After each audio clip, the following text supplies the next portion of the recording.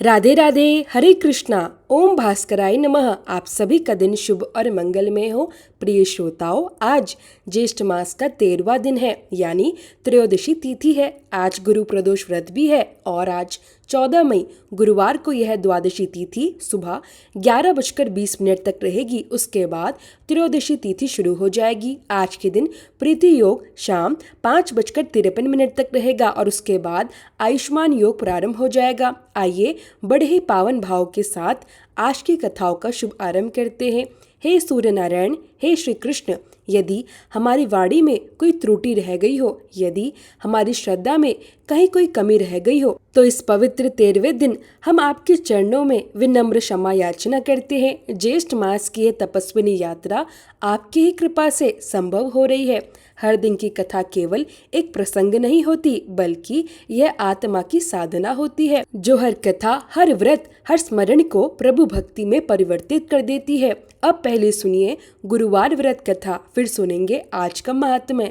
उससे पहले जानिए देव गुरु बृहस्पति के बारे में। बृहस्पति देवता को सभी देवी देवताओं का गुरु माना गया है, जो किसी भी व्यक्ति को ज्ञान और सौभाग्य का वरदान प्रदान करते हैं। ऐसी मान्यता है कि अगर किसी व्यक्ति पर देव गुरु बृहस्पति की कृपा हो जाए तो उसके जीवन में फिर किसी भी सुख की कोई कमी नहीं रहती।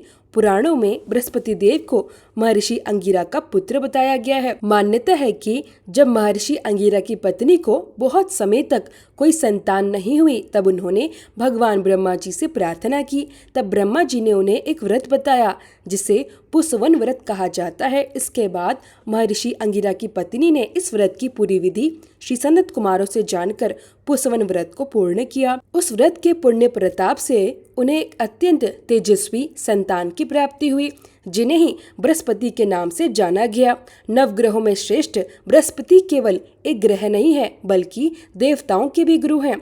ब्रह्मा जी के मानस पुत्र महर्षि अंगिरा के 3 पुत्र हुए, बृहस्पति, उतथ्य और संवत। इनमें बृहस्पति सबसे ज्येष्ठ अर्थात सबसे बड़े हैं। बृहस्पति अत्यंत सत्व गुणों से युक्त है, वाणी, बुद्धि और ज्ञान के अधिष्ठाता है और महान परोपकारी भी है।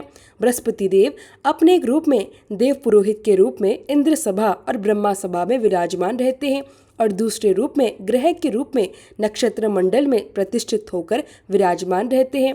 बृहस्पति देव के देवताओं के गुरु बनने के पीछे एक अत्यंत सुंदर कथा स्कंद पुराण में वर्णित है, जिसके अनुसार एक समय देव गुरु बृहस्पति ने काशी में शिवलिंग की स्थापना की और घोर तपस्या की। तपस्या करते करते 10,000 वर्ष बीत गए। तब महादेव उस शिवलिंग से प्रकट हुए और बृहस्पति जी से कहने लगे, मैं तुम्हारी तपस्या से अत्यंत प्रसन्न हूँ, तुम अपना अभीष्ट वर मांगो। अपने सामने उस अत्यंत तेजोमय प्रकाशवान शिव को देखकर बृहस्पति उनकी स्तुति करने लगे। हे जगन्नाथ, आप त्रिगुणातीत हैं, जरा और मरण से रहित हैं, त्रिभुवन में व्यापक हैं, भक्तों का उद्धार करने वाले हैं और शरणागतों पर सदा कृपा करने वाले हैं। आपके दर्शन से ही मैं कृतार्थ हो गया हूँ, मेरी सभी कामनाएं पूर्ण हो गई हैं। अब मुझे कुछ भी प्राप्त करना शेष नहीं रहा। बृहस्पति की ऐसी स्तुति सुनकर महादेव और भी अधिक प्रसन्न हुए और उन्हें अनेक वरदान दिए। उन्होंने कहा, हे अंगिरस, तुमने अत्यंत बृहत् तप किया है, इसलिए तुम इंद्र आदि देवताओं के पालक बनोगे और ग्रहों में पूजनीय हो जाओगे। तुम्हारा नाम बृहस्पति होगा। महादेव ने आगे कहा, हे ग्रहों के अधिपति, तुम महान वक्ता और विद्वान हो, इसलिए तुम्हारा नाम वाचस्पति भी होगा। जो भी प्राणी तुम्हारे द्वारा स्थापित इस बृहस्पतिश्वर लिंग की आराधना करेगा और तुम्हारी स्तुति का पाठ करेगा, उसे मनोवांछित फल प्राप्त होगा और किसी भी ग्रह की बाधा उसे पीड़ित नहीं करेगी। इतना कहकर महादेव ने सभी देवताओं को बुलाया और बृहस्पति जी को देवाचार्य तथा देवगुरु के पद पर प्रतिष्ठित कर दिया। बृहस्पतिवार व्रत की पौराणिक कथा के अनुसार प्राचीन समय की बात है। भारतवर्ष में एक राजा राज्य करता था। वह बहुत ही प्रतापी और अत्यंत दानी था। वह नित्य प्रतिदिन मंदिर में भगवान के दर्शन करने जाया करता था। वह ब्राह्मणों और गुरुजनों की सेवा बड़े श्रद्धा भाव से करता था। उसके द्वार से कोई भी याचक कभी निराश होकर नहीं लौटता था। वह प्रत्येक गुरुवार को विधि विधान से व्रत रखता और पूजन करता था। हर दिन वह गरीबों और जरूरतमंदों की सहायता करता था, परंतु यह सभी बातें उसकी रानी को बिल्कुल भी अच्छी नहीं लगती थी। वह ना तो व्रत करती थी और ना ही किसी को एक भी पैसा दान में देती थी, बल्कि वह राजा को भी ऐसा करने से मना किया करती थी। एक समय की बात है, राजा शिकार खेलने के लिए वन में चले गए थे। घर पर केवल रानी और उसकी दासी ही थी। उसी समय गुरु बृहस्पति देव साधु का रूप धारण करके राजा के द्वार पर भिक्षा मांगने आए। जब साधु ने रानी से भिक्षा मांगी तो वह कहने लगे, हे साधु महाराज, मैं इस दान और पुण्य से बहुत तंग आ गई हूँ। इस कार्य के लिए तो मेरे पति देव ही बहुत हैं। अब आप ऐसी कृपा करें कि हमारा सारा धन नष्ट हो जाए और मैं आराम से रह सकूं। साधु रूप में आए बृहस्पति देव बोले, हे देवी, तुम बहुत विचित्र बात कह रही हो। संतान और धन से कोई दुखी नहीं होता, इन्हें तो हर कोई पाना चाहता है। पापी से पापी मनुष्य भी पुत्र और धन की इच्छा रखता है। यदि तुम्हारे पास अधिक धन है तो भूखे मनुष्यों को भोजन कराओ, प्याऊ लगवाओ, ब्राह्मणों को दान दो, धर्मशालाएं बनवाओ, कुएं, तालाब, बावड़ी, बाग बगीचे आदि का निर्माण कराओ और निर्धनों की कुंवारी कन्याओं का विवाह कराओ तथा यज्ञ आदि कराओ। ऐसे पुण्य कर्मों से तुम्हारा और तुम्हारे कुल का नाम परलोक में सार्थक होगा और तुम्हें स्वर्ग की प्राप्ति होगी। लेकिन रानी को साधु की ये बातें बिल्कुल भी पसंद नहीं आई। उसने कहा, हे साधु महाराज, मुझे ऐसे धन की बिल्कुल आवश्यकता नहीं है जिसे मैं दूसरों को दान कर दूं या जिसे संभालने में ही मेरा सारा समय नष्ट हो जाए। तब साधु बोले, हे देवी, यदि तुम्हारी ऐसी ही इच्छा है तो जैसा मैं बताता हूँ तुम वैसा ही करो। बृहस्पतिवार के दिन घर को गोबर से लीपना, अपने केशों को पीली मिट्टी से धोना, राजा से कहना कि वह दाढ़ी कटवाए, भोजन में मांस और मदिरा का सेवन करना और कपड़े धोबी के यहाँ धुलने देना। इस प्रकार लगातार 7 बृहस्पतिवार तक ऐसा करने से तुम्हारा सारा धन नष्ट हो जाएगा। ऐसा कहकर साधु रूपी बृहस्पति देव अंतर्ध्यान हो गए। रानी ने साधु के कहे अनुसार 7 बृहस्पतिवार तक ऐसा ही करने का निश्चय किया, लेकिन साधु के बताए अनुसार कार्य करते हुए केवल 3 ही बृहस्पतिवार बीते थे कि उसकी सारी धन संपत्ति नष्ट हो गई। अब हालात यह हो गए कि भोजन के लिए भी दोनों समय तरसना पड़ता था। पूरा परिवार सांसारिक कष्टों से घिर गया। तब राजा ने रानी से कहा, हे रानी, तुम यहाँ रहो, मैं दूसरे देश जा रहा हूँ, क्योंकि यहाँ मुझे सभी लोग जानते हैं, इसलिए मैं यहाँ कोई काम नहीं कर सकता। मैं परदेश जाकर कोई काम धंधा करूँगा, शायद हमारे भाग्य बदल जाएं। ऐसा कहकर राजा परदेश चला गया। वह वहाँ जंगल से लकड़ियाँ काट कर लाता और शहर में बेचता। इसी तरह अपना जीवन व्यतीत करने लगा। इधर राजा के बिना रानी और दासियां अत्यंत दुखी रहने लगे। कभी भोजन मिलता तो कभी केवल पानी पीकर ही दिन बिताना पड़ता। एक समय ऐसा आया कि रानी और उसकी दासियों को 7 दिनों तक बिना भोजन के रहना पड़ा। तब रानी ने अपनी दासी से कहा, हे दासी, पास के नगर में मेरी बहन रहती है, वह बहुत धनवान है, तू उसके पास जा और उससे 5 सेर अनाज मांग कर ले आ, जिससे कुछ समय तक हमारा गुजारा हो सके।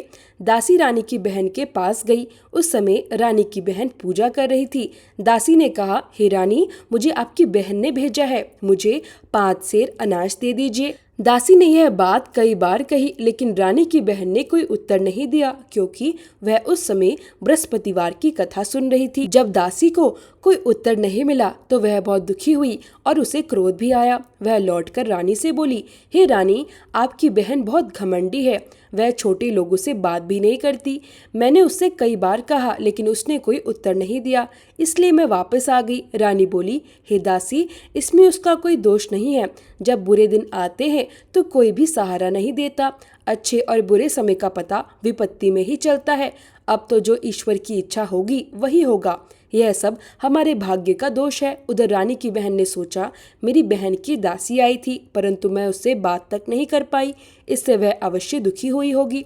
इसलिए कथा सुनकर और भगवान विष्णु का पूजन समाप्त कर वह अपनी बहन के घर आई और बोली, हे बहन, मैं बृहस्पतिवार का व्रत कर रही थी, तुम्हारी दासी हमारे घर आई थी, लेकिन जब तक कथा चलती है तब तक हम ना उठते हैं और ना ही कुछ बोलते हैं, इसी कारण मैं उससे बात नहीं कर पाई। बताओ, दासी किस काम से आई थी?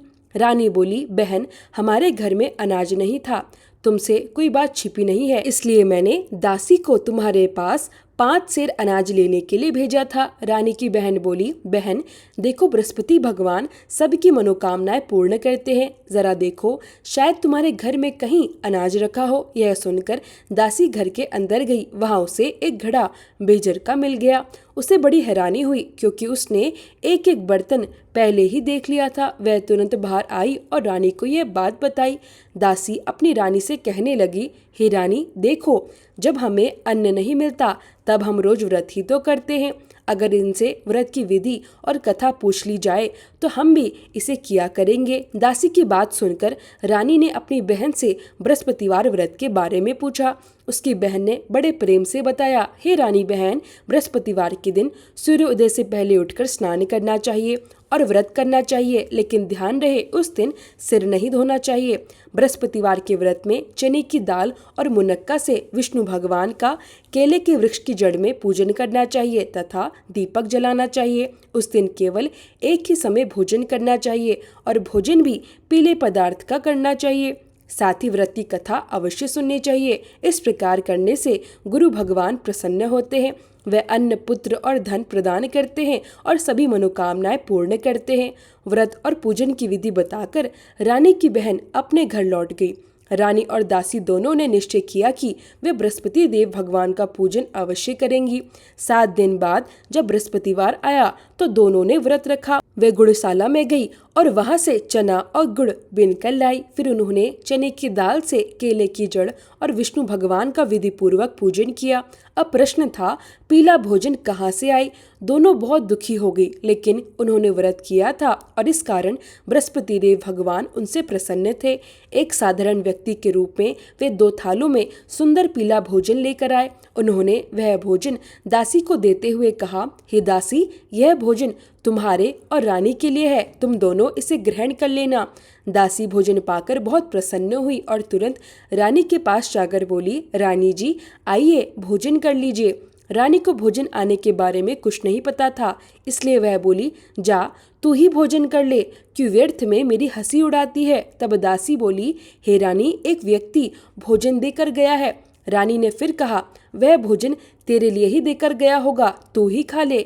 दासी ने विनम्रता से कहा, नहीं रानी जी, वह व्यक्ति हम दोनों के लिए 2 थालों में भोजन देकर गया है, इसलिए हम दोनों साथ साथ भोजन करेंगे। फिर दोनों ने पहले गुरु भगवान को नमस्कार किया और उसके बाद मिलकर भोजन किया। उस दिन के बाद से वह हर बृहस्पतिवार को गुरु भगवान का व्रत और पूजन करने लगी। बृहस्पति भगवान की कृपा से उनके पास धन आने लगा, लेकिन कुछ समय बाद रानी फिर पहले की तरह आलस्य करने लगी। तब दासी ने समझाते हुए कहा, हे रानी देखो, तुम पहले भी इसी तरह आलस्य करती थी, तुम्हें धन संभालने में कष्ट होता था और इसी कारण सारा धन नष्ट हो गया था।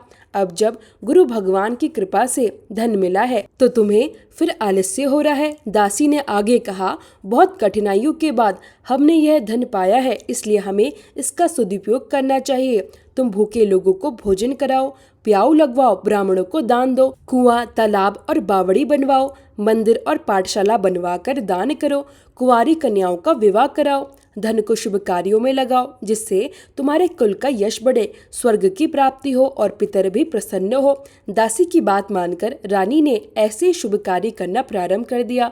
धीरे धीरे उनका यश चारों ओर फैलने लगा। एक दिन रानी और दासी आपस में सोचने लगी, न जाने राजा किस दशा में होंगे, उनकी कोई खबर भी नहीं है। तब उन्होंने बृहस्पति देव से प्रार्थना की। भगवान ने उसी रात राजा को स्वप्न में दर्शन दिए और कहा, हे राजा उठो, तुम्हारी रानी तुम्हें याद कर रही है, अब अपने देश को लौट जाओ। राजा सुबह उठकर जंगल की ओर चल पड़ा लकड़ियां काटने के लिए। जंगल से गुजरते हुए वह सोचने लगा, रानी की गलती के कारण उसे कितने दुख झेलने पड़े। उसे अपना राजपाट छोड़कर जंगल में रहना पड़ा और लकड़ियां बेचकर गुजारा करना पड़ा। उसी समय बृहस्पति देव साधु का रूप धारण करके वहां आए। उन्होंने राजा से कहा, हे लकड़हारे, तुम इस सुनसान जंगल में किस चिंता में बैठे हो, मुझे बताओ। यह सुनकर राजा की आंखों में आंसू आ गए। उसने साधु को प्रणाम किया और बोला, हे प्रभु, आप सब कुछ जानने वाले हैं। फिर उसने अपनी पूरी कहानी उन्हें सुना दी। साधु बोले, हे राजा, तुम्हारी पत्नी ने बृहस्पति देव का अपमान किया था, इसी कारण तुम्हारी यह दशा हुई। लेकिन अब चिंता मत करो, भगवान तुम्हें पहले से भी अधिक धन देंगे। देखो, तुम्हारी पत्नी अब बृहस्पतिवार का व्रत कर रही है। अब तुम भी बृहस्पतिवार का व्रत करो। चने की दाल और गुड़ जल के लोटे में डालकर केले के वृक्ष की पूजा करो। फिर कथा सुनो या कहो, भगवान तुम्हारी सभी मनोकामनाएं पूर्ण करेंगे। राजा बोला, हे प्रभु, मुझे लकड़ी बेचकर इतना धन नहीं मिलता कि भोजन के बाद कुछ बचा सकूं। मैंने रात में अपनी रानी को व्याकुल देखा है, पर मेरे पास कोई साधन नहीं है जिससे मैं उसका समाचार जान सकूं। फिर मैं बृहस्पति देव की कथा कैसे कहूँ? मुझे तो कुछ भी नहीं मालूम। साधु ने कहा, हे राजा, तुम किसी भी बात की चिंता मत करो। बृहस्पतिवार के दिन रोज की तरह लकड़ियाँ लेकर शहर जाओ।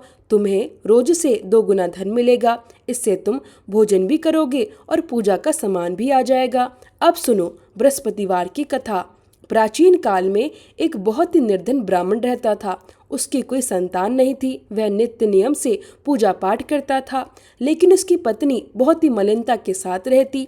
वह ना तो स्नान करती थी और ना ही किसी देवी देवता का पूजन करती थी। प्रातःकाल उठते ही वह सबसे पहले भोजन कर लेती और उसके बाद ही अन्य कोई कार्य किया करती। यह सब देखकर ब्राह्मण देवता बहुत दुखी रहते थे। वह अपनी पत्नी को बार बार समझाते, लेकिन कोई भी परिणाम नहीं निकलता था। भगवान की कृपा से एक दिन ब्राह्मण की पत्नी ने एक कन्या को जन्म दिया। वह कन्या धीरे धीरे अपने पिता के घर में बड़ी होने लगी। वह बालिका बहुत ही धार्मिक और संस्कारी थी। वह प्रतिदिन प्रातः स्नान करके भगवान विष्णु का जप करती। बचपन से ही उसने बृहस्पतिवार का व्रत करना शुरू भी कर दिया था। पूजा पाठ समाप्त करने के बाद जब वह स्कूल जाती तो अपनी मुट्ठी में जौ भरकर ले जाती और रास्ते में उन्हें डालती जाती। वह जौ भगवान की कृपा से सोने के बन जाते और लौटते समय वह उन्हें बीनकर घर ले आती थी। एक दिन वह बालिका सूप में उन सोने के जौ को फटक कर साफ कर रही थी। तभी उसकी माँ ने उसे देख लिया। माँ ने आश्चर्य से कहा, हे बेटी, सोने के जौ को फटकने के लिए तो सोने का सूप होना चाहिए। अगले दिन गुरुवार था। उस कन्या ने व्रत रखा और बृहस्पति देव से सच्चे मन से प्रार्थना की, हे प्रभु, यदि मैंने सच्चे मन से आपकी पूजा की है तो कृपया करके मुझे सोने का सूप प्रदान करे। बृहस्पति देव ने उसकी सच्ची भक्ति से प्रसन्न होकर उसकी प्रार्थना स्वीकार कर ली।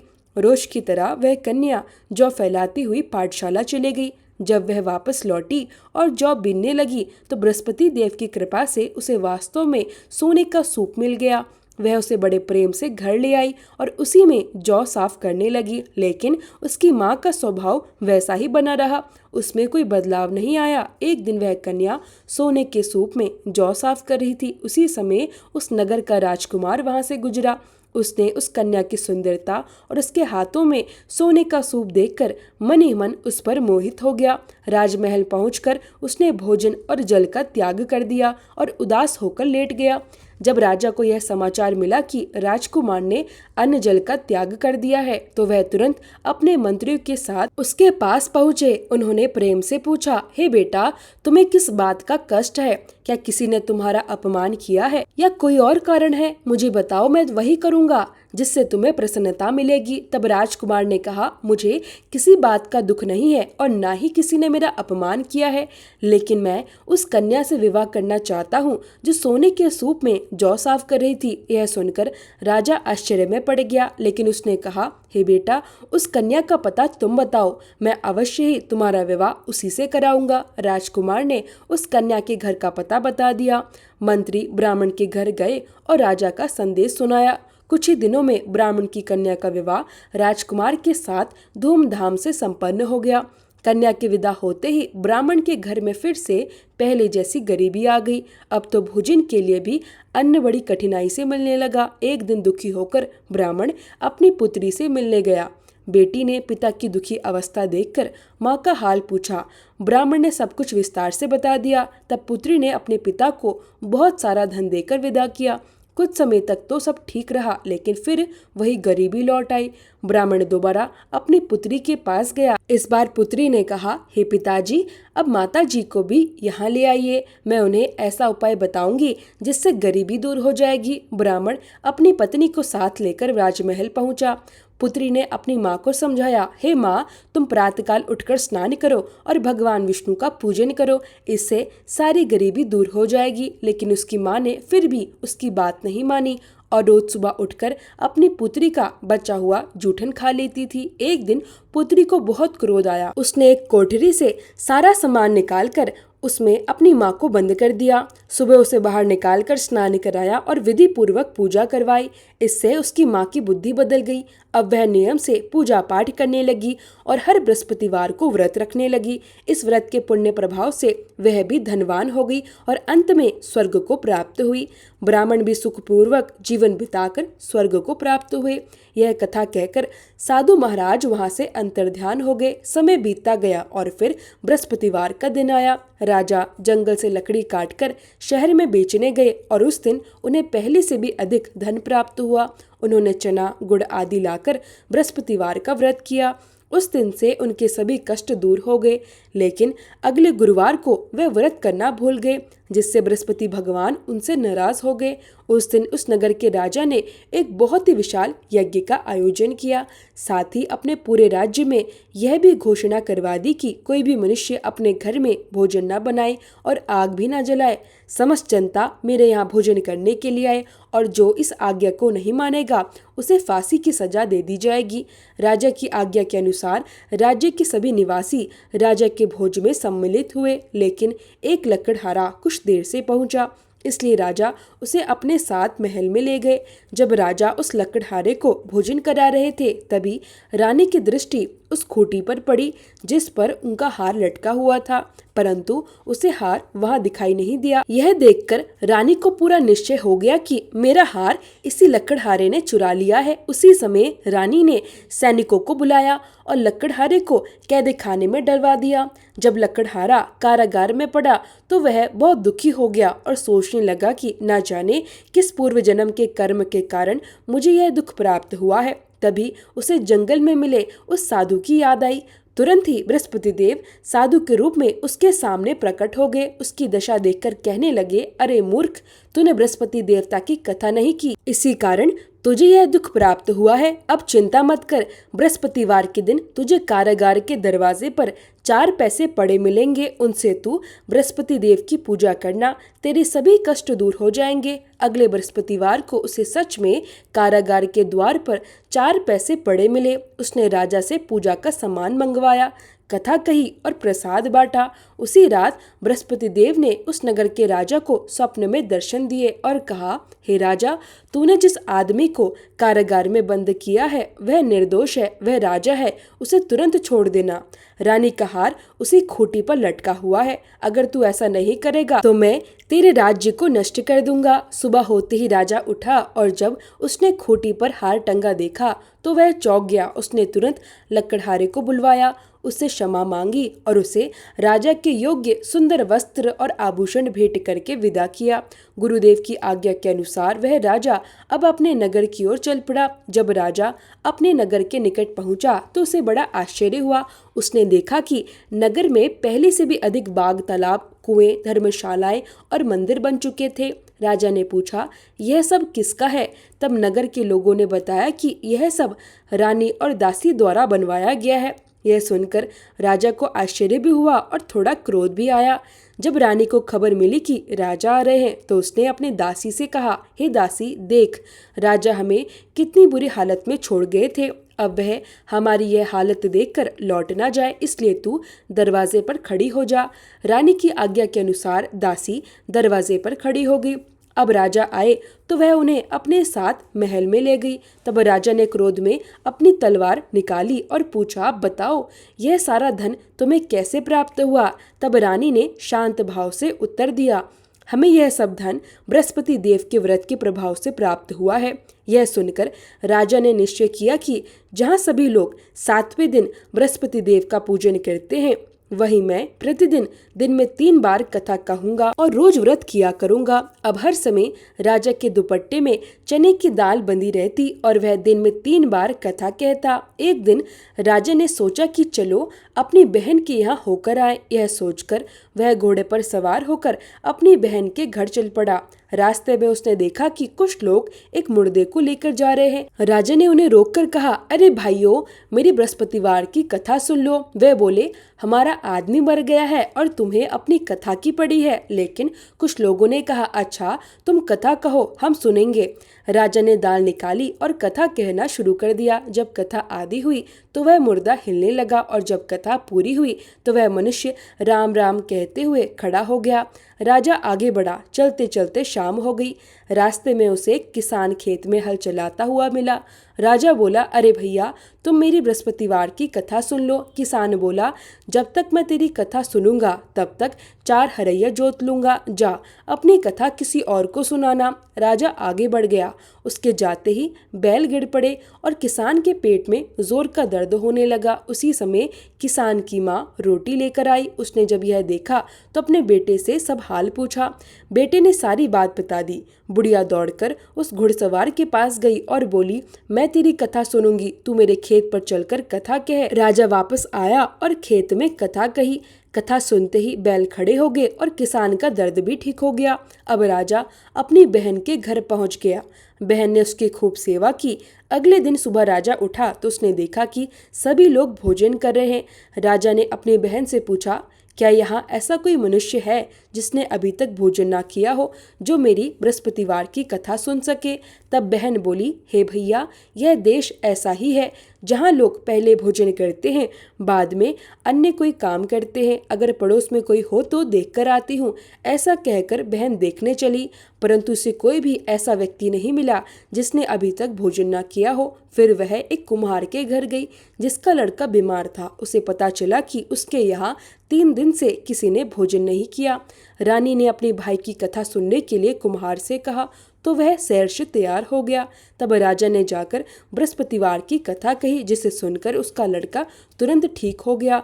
अब तो राजा की प्रशंसा चारों ओर होने लगी। एक दिन राजा ने अपनी बहन से कहा, हे बहन, अब मैं अपने घर लौट जाऊंगा, तुम भी अब तैयार हो जाओ। राजा की बहन ने अपनी सास से अपने भाई के साथ जाने की आज्ञा मांगी तो सास बोली, चली जा, परंतु अपने लड़कों को मत ले जाना, क्योंकि तेरे भाई की कोई संतान नहीं है। बहन ने अपने भाई से कहा, हे भैया, मैं तो चलूंगी, परंतु कोई बालक नहीं आएगा। राजा ने कहा, जब कोई बालक नहीं चलेगा तो तुम भी जाकर क्या करोगी? फिर दुखी मन से राजा अपने नगर को लौट आया। राजा ने अपनी रानी से कहा, हम निसंतान हैं, इसलिए हमारे घर आना कोई पसंद नहीं करता।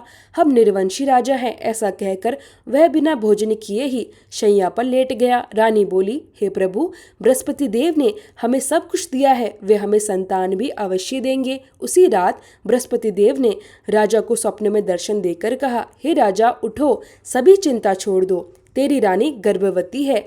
राजा को यह जानकर अत्यंत प्रसन्नता हुई। 9वें महीने रानी के गर्भ से एक सुंदर पुत्र का जन्म हुआ।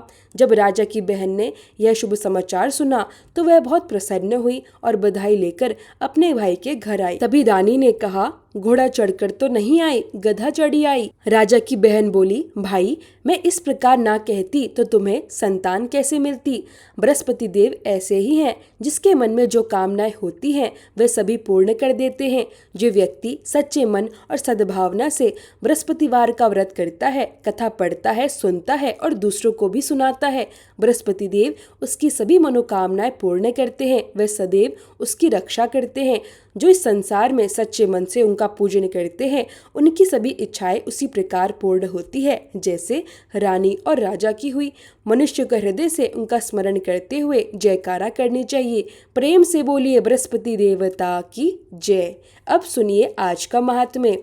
आज के वीडियो में आप रसपान करेंगे एक वैश्य तथा ब्राह्मण की कथा, सूर्य मंदिर में पुराण वाचन और भगवान सूर्य को स्नान आदि कराने के फल के बारे में। श्री ब्रह्मा जी कहने लगे, हे राजन, मैं आपको पितामह और कुमार कार्तिकेय का एक ऐसा आख्यान सुना रहा हूँ जो पुण्यदायक, पापनाशक और कल्याणकारी है। एक बार सभी लोकों के रचयिता पितामह सुखपूर्वक बैठे हुए थे। उनके पास श्रद्धा और भक्ति से युक्त होकर कार्तिकेय जी आए, प्रणाम किया और कहने लगे, विभु, आज मैं दिवाकर भगवान सूर्यदेव का दर्शन करने गया था। प्रदक्षिणा करके मैंने उनकी पूजा की तथा परम भक्ति और श्रद्धा से मस्तक झुकाकर उन्हें प्रणाम किया और वहीं बैठ गया। वहां पर मैंने एक अत्यंत आश्चर्यजनक बात देखी।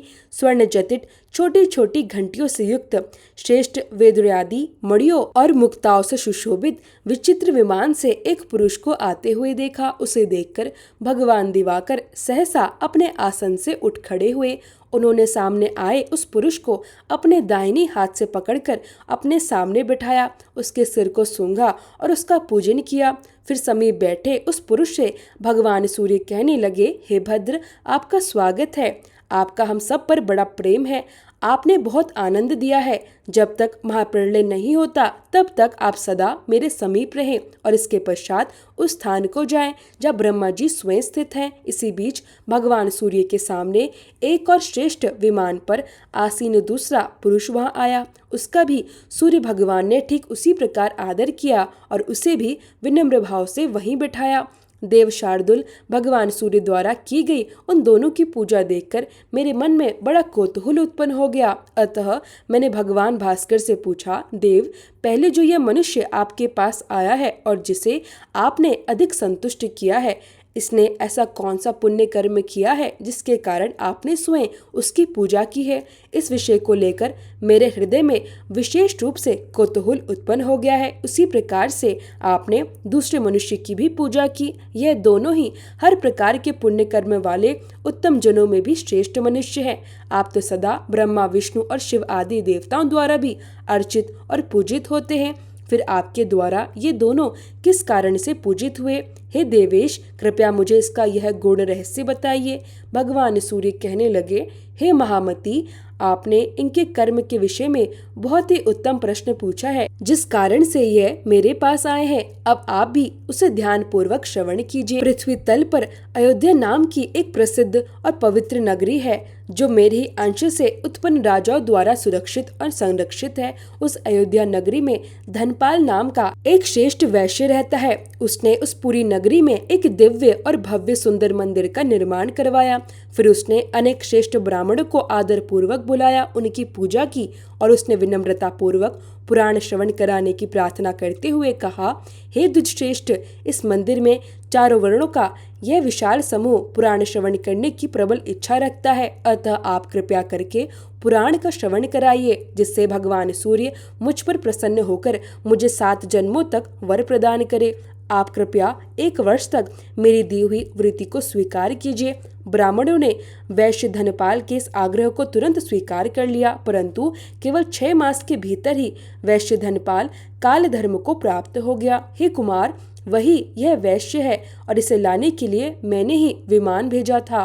पुण्य कथाओं को कहने या सुनने से जो अद्भुत फल और तृप्ति प्राप्त होती है, यह उसी का परिणाम है।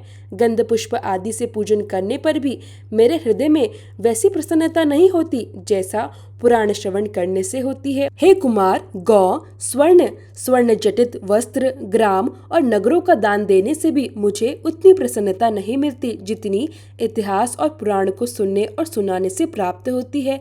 अनेक प्रकार के खाद्य पदार्थों से किए गए श्राद्धों से भी मुझे वैसी संतुष्टि नहीं मिलती जैसी पुराण वाचन से होती है। हे सुरश्रेष्ठ, इससे अधिक और क्या कहूँ? इस रहस्य युक्त पवित्र आख्यान के वाचन के बिना मुझे अन्य कुछ भी प्रिय नहीं है। हे नरोत्तम, यह जो दूसरा ब्राह्मण यहाँ आया है, यह भी उसी अयोध्या नगरी का एक श्रेष्ठ कुल में उत्पन्न ब्राह्मण था। एक बार यह अत्यंत श्रद्धा और भक्ति से युक्त होकर धर्म की श्रेष्ठ कथा सुनने के लिए गया। वहाँ इसने अत्यंत भक्ति भाव से उस पवित्र आख्यान को सुना और उस महात्मा वाचक की श्रद्धा पूर्वक प्रदक्षिणा अर्थात परिक्रमा की। फिर उस तेजस्वी वाचक को उसने दक्षिणा स्वरूप 1 माशा स्वर्ण अर्पित किया और अत्यंत आनंदित हुआ। यही इसका पुण्य है और यही कारण है कि यह मेरे द्वारा सम्मानित हुआ है। जो श्रद्धा और भक्ति से वाचक की पूजा करता है, वास्तव में उसी से मैं भी पूजित हो जाता हूँ। जो मनुष्य उत्तम भोज्य पदार्थों से वाचक को संतुष्ट करता है, उससे मेरी भी पूर्ण संतुष्टि हो जाती है। मेरी संतानें यम, यमी, शनि, मनु और तप्ती भी मुझे उतनी प्रिय नहीं है जितना मुझे कथावाचक प्रिय है। वाचक के संतुष्ट होने पर सभी देवता प्रसन्न हो जाते हैं, इसमें तनिक भी संदेह नहीं है, क्योंकि हे देव सेनापति, सबसे पहले संसार द्वारा पूज्य मेरा जो मुख था, उसी मुख से संसार के कल्याण हेतु इतिहास और पुराण आदि ग्रंथ प्रकट हुए हैं। हे महामते, मुझे पुराण वेदों से भी अधिक प्रिय है। जो मनुष्य श्रद्धा भाव से नित्य इन्हें सुनते हैं और वाचक को वृत्ति प्रदान करते हैं, वह परम पद को प्राप्त करते हैं। हे सुव्रत, धर्म, अर्थ, काम और मोक्ष, इन चारों पुरुषार्थों की श्रेष्ठ व्याख्या के लिए मैंने ही इन इतिहास और पुराणों की रचना की है। वेदों का अर्थ अत्यंत कठिन और गूढ़ है, इसलिए इन्हें समझने के लिए ही मैंने इतिहास और पुराणों का निर्माण किया है। जो मनुष्य प्रतिदिन पुराण श्रवण का उत्तम कार्य करवाता है या करता है, वह सूर्यदेव से ज्ञान प्राप्त कर अंततः परम पद को प्राप्त करता है। जो वाचक को दक्षिणा देता है, वह सूर्यलोक को प्राप्त करता है। हे सूर्य श्रेष्ठ, इसमें आश्चर्य ही क्या है? जैसे देवताओं में इंद्र श्रेष्ठ है, शास्त्रों में व्रज श्रेष्ठ है, तेजस्वियों में अग्नि श्रेष्ठ है और नदियों में सागर श्रेष्ठ माना गया है, ठीक उसी प्रकार सभी ब्राह्मणों में इतिहास और पुराण के वाचक ब्राह्मण सर्वोत्तम है। जो मनुष्य भक्ति भाव से पुराण वाचक का पूजन करता है, उसके उस पुण्य कर्म से यह संपूर्ण जगत ही पूजित हो जाता है। ब्राह्मण ने पुनः कहा, हे दीन बंधु, देवों के देव देवेश्वर भगवान सूर्य, जो मनुष्य आपके मंदिर में धर्म का श्रवण करता है या करवाता है, वह अपने पुण्य के प्रभाव से परम गति को प्राप्त कर लेता है। जो पुरुष भगवान सूर्य की 3 बार परिक्रमा करके भूमि पर मस्तक झुकाकर प्रणाम करता है, वह उत्तम गति को प्राप्त होता है। जो मनुष्य जूता पहनकर मंदिर में प्रवेश करता है, वह तामसी नामक भयंकर नरक में जाता है। और जो सूर्यदेव के स्नान के लिए घृत, दूध, मधु, इक्षुरस अथवा गंगा आदि पवित्र नदियों का जल अर्पित करते हैं, वे अपनी सभी मनोकामनाओं को पूर्ण कर अंततः सूर्य मंडल को प्राप्त करते हैं। अभिषेक के समय जो उनका भक्ति पूर्वक दर्शन करते हैं, उन्हें अश्वमेध यज्ञ का फल प्राप्त होता है और अंत में वे शिवलोक को जाते हैं। सूर्य भगवान को ऐसे स्थान पर स्नान कराना चाहिए जहाँ स्नान का जल आदि किसी से लांघा ना जा सके। जल का लंघन हो जाने पर अशुभ परिणाम होते हैं। अब जानिए सूर्य मंदिर निर्माण का फल तथा यमराज का अपने दूतों को सूर्य भक्तों से दूर रहने का आदेश, घी और दूध से अभिषेक के फल के बारे में। श्री ब्रह्मा जी कहने लगे, हे वासुदेव, जो मनुष्य मिट्टी, लकड़ी और पत्थर से भगवान सूर्य के मंदिर का निर्माण करवाता है, वह प्रतिदिन किए गए यज्ञ के फल को प्राप्त कर लेता है। भगवान सूर्य नारायण का मंदिर बनवाने पर वह अपने कुल को 100 आगे और 100 पीछे की पीढ़ियों को सूर्यलोक प्राप्त करा देता है। सूर्यदेव के मंदिर का निर्माण कार्य प्रारंभ करते ही 7 जन्मों में किया गया जो थोड़ा या फिर बहुत अधिक पाप है, वह भी नष्ट हो जाता है। मंदिर में सूर्य की मूर्ति को स्थापित करने वाला मनुष्य कृत्य हो जाता है और उसे दोष फल की प्राप्ति भी नहीं होती और अपने आगे और पीछे के कुलों का उद्धार भी वह करा देता है। इस विषय में प्रजाओं को अनुशासित करने वाले यम ने पाशदंड से युक्त अपने किकरों से तो पहले ही कहा है कि मेरे इस आदेश का यथोचित पालन करते हुए तुम लोग संसार में विचरण करो। कोई भी प्राणी तुम लोगों की आज्ञा का उल्लंघन नहीं कर सकेगा। संसार के मूलभूत भगवान सूर्य की उपासना करने वाले लोगों को तुम लोग छोड़ देना, क्योंकि उनके लिए यहाँ पर स्थान नहीं है। संसार में जो भी सूर्य भक्त हैं और जिनका हृदय उन्हीं में लगा हुआ है, ऐसे लोग जो सूर्य की सदा पूजा किया करते हैं, उन्हें दूर से ही छोड़ देना। बैठते, सोते, चलते, उठते, गिरते, पड़ते जो मनुष्य भगवान सूर्यदेव का नाम संकीर्तन करता है, वह भी हमारे लिए बहुत दूर से ही त्याज्य है। और जो भगवान भास्कर के लिए नित्य नैमित्तिक यज्ञ करते हैं, उन्हें तुम लोग दृष्टि उठाकर भी मत देखना। यदि तुम लोग ऐसा करोगे तो तुम लोगों की गति ही रुक जाएगी। जो पुष्प, धूप, सुगंध और सुंदर वस्त्रों के द्वारा उनकी पूजा करते हैं, उन्हें भी तुम लोग मत पकड़ना, क्योंकि वे मेरे पिता के मित्र या आश्रित जन हैं। सूर्य नारायण के मंदिर में उपलेपन तथा सफाई करने वाले जो लोग हैं, उनके भी कुल की 3 पीढ़ियों को छोड़ देना। जिसने सूर्य मंदिर का निर्माण कराया उसके कुल में उत्पन्न हुआ पुरुष भी तुम लोगों के द्वारा बुरी दृष्टि से देखने योग्य नहीं है। जिन भगवत भक्तों ने मेरे पिता की सुंदर अर्चना की है उन मनुष्यों को और उनके कुल को भी तुम सदा दूर से ही त्याग देना। महात्मा धर्मराज यम के द्वारा ऐसे आदेश दिए जाने पर भी एक बार भूल से यम किंकर उनके आदेश का उल्लंघन करके राजा सत्यजित के पास चले गए, परंतु उस सूर्य भक्त सत्यजित के तेज से वे सभी यम के सेवक मूर्छित होकर पृथ्वी पर वैसे ही गिर पड़े जैसे मूर्छित पंछी पर्वत पर से धरती पर गिर पड़ता है। इस प्रकार जो भक्त भगवान सूर्य के मंदिर का निर्माण करता है या कराता है वह समस्त यज्ञों को संपन्न कर लेता है, क्योंकि भगवान सूर्य स्वयं ही संपूर्ण यज्ञमय है। श्री ब्रह्मा जी कहने लगे, सूर्य की प्रतिष्ठित प्रतिमा को जो घी से स्नान कराता है वह अपने सभी मनोकामनाओं को प्राप्त कर लेता है। कृष्ण पक्ष की अष्टमी के दिन सूर्य भगवान को जो घी से स्नान कराता है उसे सभी पापों से छुटकारा प्राप्त हो जाता है। सप्तमी अथवा षष्ठी के दिन सूर्य नारायण को गाय के घी से स्नान कराने से सभी पाप दूर हो जाते हैं। संध्या काल में घी से स्नान कराने पर जाने अनजाने में किए गए संपूर्ण पाप दूर हो जाते हैं। सूर्य नारायण सर्व यज्ञ रूप है और समस्त हव्य पदार्थों में घी ही उत्तम पदार्थ है, इसलिए उन दोनों के संगम होते ही सभी पाप नष्ट हो जाते हैं। सूर्य को दूध से स्नान कराने वाला मनुष्य 7 जन्मों तक सुखी, रोग रहित और रूपवान होता है और अंत में दिव्य लोक में निवास करता है। जैसे दूध स्वच्छ होता है और रोग आदि से मुक्ति देने वाला होता है, वैसे ही दूध से स्नान कराने पर अज्ञान हटकर निर्मल ज्ञान प्राप्त होता है। दूध के स्नान से भगवान सूर्य नारायण प्रसन्न होकर सभी ग्रहों को अनुकूल करते हैं और सभी लोगों को पुष्टि और प्रीति प्रदान करते हैं। घी और दूध से तिमिर विनाशक देवेश सूर्य देव को स्नान कराने पर उनकी दृष्टि मात्र पड़ते ही मनुष्य सभी का प्रिय हो जाता है। हरे कृष्णा। आज के अध्याय में बस इतना ही। इसके आगे का वृत्तांत आप सभी अगले अध्याय में सुनेंगे।